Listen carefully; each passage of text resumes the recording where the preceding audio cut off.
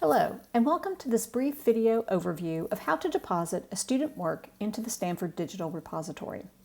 To get started, review any instructions that may have been provided by your department or course instructor. Gather together the files that you will upload and the descriptive metadata about your work that you will need to enter into the deposit form, such as title, authors, abstract, and keywords. And then watch this video, which provides all of the basic information that you'll need to complete your deposit. It should only take about 10 minutes or less to complete your deposit if you do these things first. Start by directing your web browser to sdr.stanford.edu. Click on the Start Here button in the middle of the page and authenticate into the Stanford system if you aren't already. You'll be taken to the dashboard. Under Your Collections, you will see listed the collection into which you've been invited to deposit. Below the table, click the red button that says Deposit to this collection. You'll see a pop-up window that asks you to indicate what type of content you'll be depositing.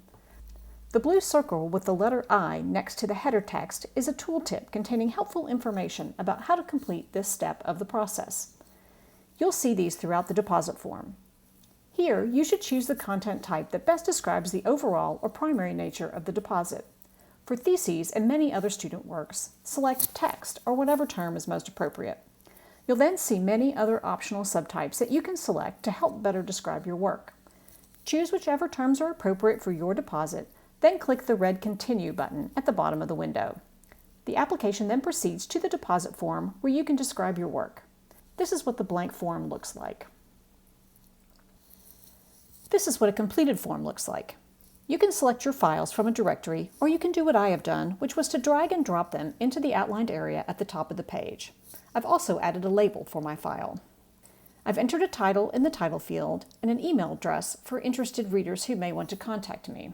Click on the Add Another Email button if you would like to provide more than one email address. The form also has separate sections for authors, which are included in the citation, and additional contributors, which are not. I've added myself as an author. Since I don't wish to include my thesis advisors in the citation, I've listed them in the Contributors section, selecting Primary Thesis Advisor for my main advisor from the drop-down list on the left. You have two entry options for each individual. To enter my name as the author, I've used my ORCID ID. Once the ORCID ID is entered into the form, it automatically retrieves the name information for inclusion along with the ID on the record. For my advisors, I've used the option to type their names into the form directly, since they don't have ORCID IDs. For student works, it may be appropriate to enter the name of the department for which the work was completed. For theses, it may also be appropriate to enter Stanford University as the degree-granting institution. The order of the authors can be adjusted using the arrow buttons on the right. A date entry is not required, but if your work was originally submitted earlier than the time of your deposit, for example 2 months ago or last quarter, you can enter that publication date here. Student works should not use the creation date field, which should be used only for research data deposits and university archives. Copy and paste your abstract into the abstract field. We recommend that you copy and paste it first into a plain text editor in order to remove odd formatting or characters from your source document. It's always a good idea to review any text that you've copied and pasted. In the Keywords field, it's useful to enter terms or phrases that describe the content of your work. This field has a Type Ahead option that allows you to select keywords from a controlled vocabulary, but free text entries are allowed as well. If you're affiliated with any special program at Stanford, such as an interdisciplinary program or research institute or center, you can enter that name here as well. The form will automatically build a citation for the work based on the information that you've provided. Please review this citation. If you would like to make any changes or corrections, click on the toggle to turn the automatic citation off, which will allow for manual editing. Review the information in the Release Date, Download Access, and DOI Assignment section of the page, making any selections as appropriate. In some cases, the collection manager may have set these options in advance, in which case you will not have any selections to make. In the License section, choose a license if that option is available to you, and review the terms of use that will be displayed on your deposit once it is published. Lastly, click on the SDR Terms of Deposit link to review these terms. I've deposited other items previously, so the application remembers that I've already agreed to these terms. If this is your first time depositing into the SDR, You'll see a checkbox here. Check the box to indicate your agreement with the terms of deposit. Note that if at any time you need to step away, you can save your work in progress as a draft and come back to it later. You will see one of two buttons at the bottom of your page.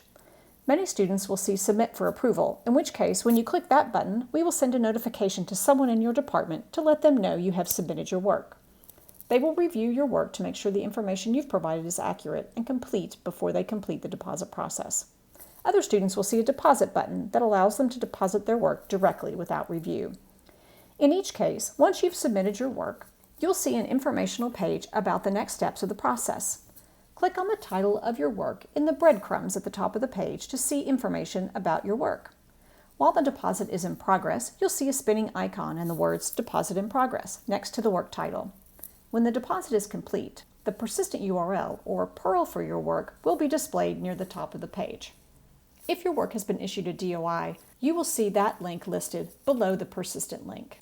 Click on the URL link to view your URL page.